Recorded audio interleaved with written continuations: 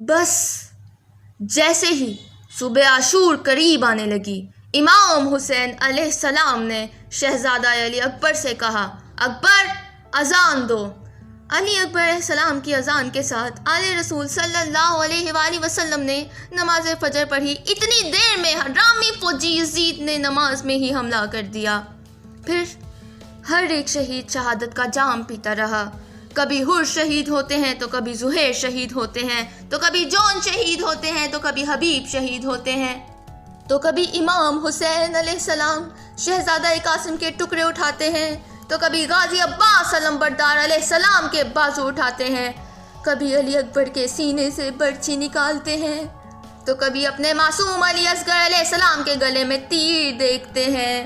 بس جب کربلا میں رسول اللہ صلی اللہ علیہ وآلہ وسلم کے نواسے کا کوئی ساتھی نہ رہا، آپ خیمے میں آتے ہیں اور بی بی فضہ سلام اللہ علیہا سے کہتے ہیں، ماں فضہ میرے وہ پرانے کپڑے لاؤ جو جگہ جگہ سے پھٹے ہوئے ہیں۔ بی بی زینب سلام اللہ علیہا نے پوچھا، بھائی پرانے کپڑے کیوں پہن رہے ہیں؟ تو امام حسین علیہ السلام نے فرمایا، اے بہن یہ لوگ ایسے بدترین لوگ ہیں، میری شہادت کے بعد میرے جسم کو لوٹیں گے، شاید میرے پھٹے پرانے کپڑے دیکھ کر ان کے ضمیر جاگ جائے۔ تمام بیبیوں سے الوداع کہتے کہتے امام سجاد علیہ السلام کے خیمے میں آتے ہیں۔ امام حسین علیہ السلام امام سجاد علیہ السلام سے کہتے ہیں، بیٹا سجاد اپنے بابا کا آخری سلام قبول کرو۔ امام سجاد علیہ السلام نے جیسے ہی آنکھیں کھولی تو دیکھتے ہیں کہ امام حسین علیہ السلام کے منہ پر اصغر کا خون ملا ہوا ہے، ساتھ میں نہ علی اکبر ہے نہ چچا عباس علمبردار علیہ السلام ہے۔ چیخ کر کہنے لگے، بابا نہ آپ کے ساتھ علی اکبر ہے نہ چچا غازی عباس علمبردار علیہ السلام، ہمارے لوگ کہاں ہیں؟ امام حسین علیہ السلام نے فرمایا، سجاد صبح سے لے کر اب تک سب جام شہادت پی چکے ہیں۔ امام سجاد علیہ السلام اٹھے اور کہتے ہیں، بابا مجھے بھی اجازت دیں۔ تو امام حسین علیہ السلام نے فرمایا، تمہارا امتحان یہ نہیں بلکہ تمہارا امتحان تو میری شہادت کے بعد شروع ہوگا۔ تجھے اپنی بہنوں کے ساتھ قیدی بنایا جائے گا، سجاد تمہیں پتھر مارے جائیں گے، باغی کا بیٹا بلایا جائے گا، سجاد اسلام کا نام بلند کرنا، ہر جگہ اپنے نانا کی رسالت کی گواہی دینا۔ امام سجاد علیہ السلام روتے رہے اور امام حسین علیہ السلام میدان تک آ پہنچے۔ ایک طرف 9 لاکھ کا مجمع تھا اور دوسری طرف امام حسین علیہ السلام اکیلے کھڑے تھے۔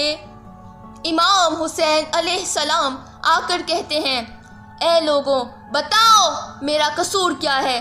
کیا میں نے کسی پر ظلم کیا ہے؟ کیا میں نے کسی کا حق غصب کیا ہے؟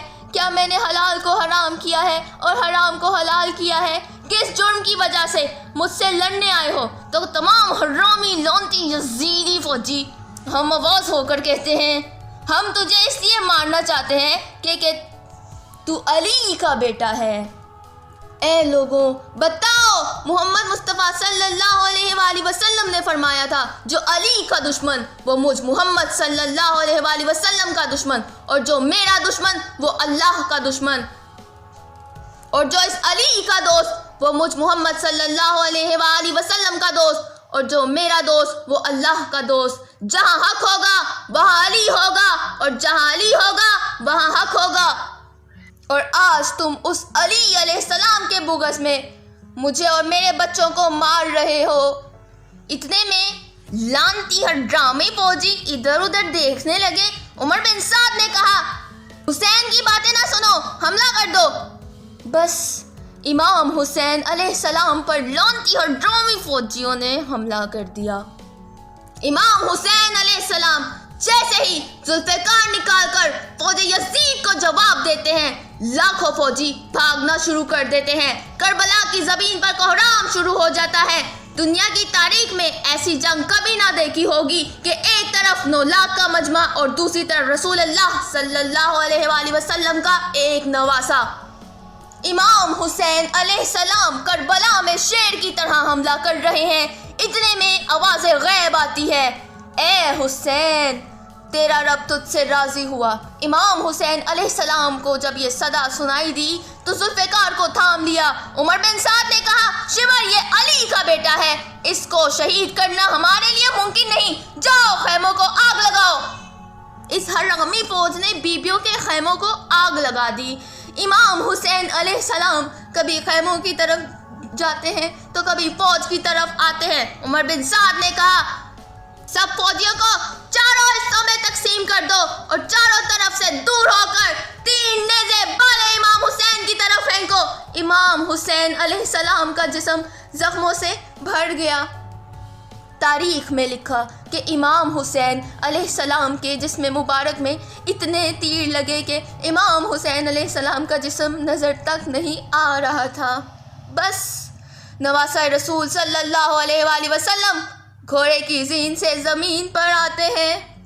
بس امام حسین علیہ السلام سجدے میں سر رکھ کر اللہ کا ذکر کر رہے ہیں، اتنے میں ظالم آتے ہیں اور ان کے سر مبارک قلم کر دیتے ہیں۔